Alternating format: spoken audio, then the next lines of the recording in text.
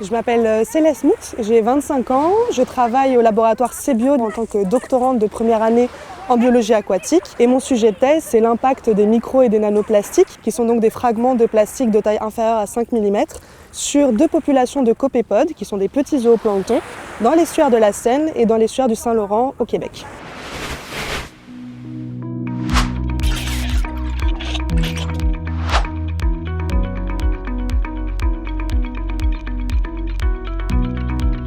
Alors j'ai toujours su que je voulais faire de la science depuis mon plus jeune âge, notamment de la biologie aquatique, puisque je suis née et j'ai grandi en Grèce, donc j'ai été bercée un peu par la mer Méditerranée. Donc j'ai toujours su que je voulais me tourner vers ce domaine-là. Mais la recherche, c'est plutôt arrivé au cours de mes études, notamment à la fin de mon Master 2, quand j'ai été engagée pendant 2 ans en tant qu'ingénieure dans un laboratoire à Toulouse. Et c'est vraiment là où j'ai pu découvrir le réel métier de chercheur, les côtés positifs, tout comme les côtés négatifs. Et c'est là où je me suis vraiment vue plus tard être chercheuse. Et donc j'ai candidaté pour faire une thèse et j'ai été acceptée au Havre.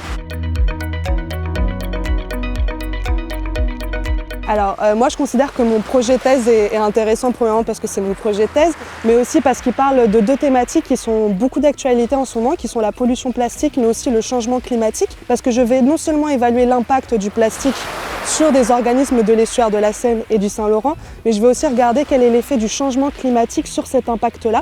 Donc c'est assez intéressant et c'est très d'actualité. Et puis les microplastiques et les nanoplastiques en règle générale impactent non seulement notre environnement, mais aussi l'homme via la nourriture que l'on ingère.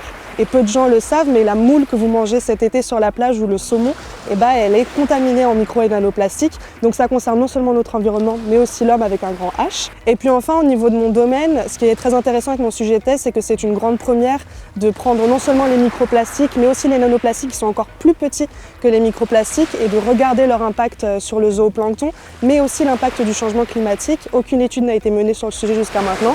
Donc j'espère pouvoir trouver des choses intéressantes qui nous seront utiles à tous plus tard. Pour moi, la vulgarisation, c'est un élément réellement très important dans le domaine de la science en règle générale et surtout en environnement. Pour ce qui est de mon sujet de thèse, c'est encore une fois des phénomènes qui touchent tout le monde et qui sont très populaires, on va dire. La pollution plastique et le réchauffement climatique, ça parle à un grand public, ça parle normalement à tout le monde. Oui, je considère que la vulgarisation est essentielle. J'ai déjà eu d'ailleurs l'occasion de présenter mon début de thèse à une conférence grand public. J'ai pu échanger avec les gens, ils ont pu me poser des questions et c'est là où j'ai vu que réellement les gens se posent des questions et c'est important d'aller voir ces personnes-là pour leur donner l'occasion de s'informer et de mieux comprendre ces processus qui régissent la Terre entière. Et puis d'un autre côté, d'inculquer une culture de la science qui est essentielle de nos jours pour combattre les gros problèmes globaux qui touchent notre planète. Alors j'ai eu la chance de jamais douter depuis le début de ma thèse parce que je suis tombée vraiment sur un sujet qui me passionne réellement avec une équipe qui est exceptionnelle, des doctorants, on est beaucoup dans mon laboratoire et on s'amuse vraiment tous les jours et puis tout simplement je suis dans un bel endroit comme vous pouvez le voir donc j'ai rien à regretter et j'ai pas du tout douté par rapport à mon début de thèse. Par contre j'ai douté avant de commencer ma thèse ici au Havre, tout simplement parce que j'ai candidaté comme beaucoup de gens en sortie de master à beaucoup de thèses qui me plaisaient toutes autant. Et puis je me suis vue arriver en 2e ou 3e, 4e, parfois 10e position. Donc c'est quelque chose qui est très frustrant, surtout quand c'est des sujets qui nous intéressent réellement. Donc là j'ai énormément douté la période avant d'obtenir cette thèse-là parce que justement j'avais eu beaucoup d'échecs. Mais finalement cette thèse est bien arrivée au bon moment et maintenant je suis ravie d'être là et je suis très heureuse.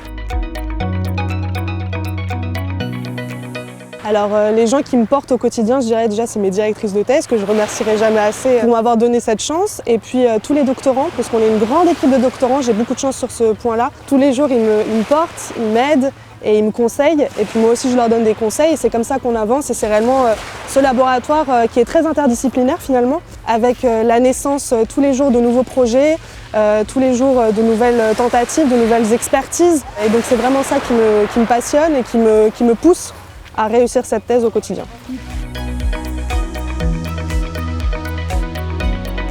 Alors je vais utiliser non pas un mot mais deux. Le premier ça serait étonnant parce que quand on arrive au Havre, et je pense que beaucoup ont cet a priori là sur le Havre que c'est une ville un petit peu très industrielle et pas très jolie. Quand on arrive au Havre on découvre des lieux comme ceci et puis la fac est vraiment super sympa, petite mais très conviviale.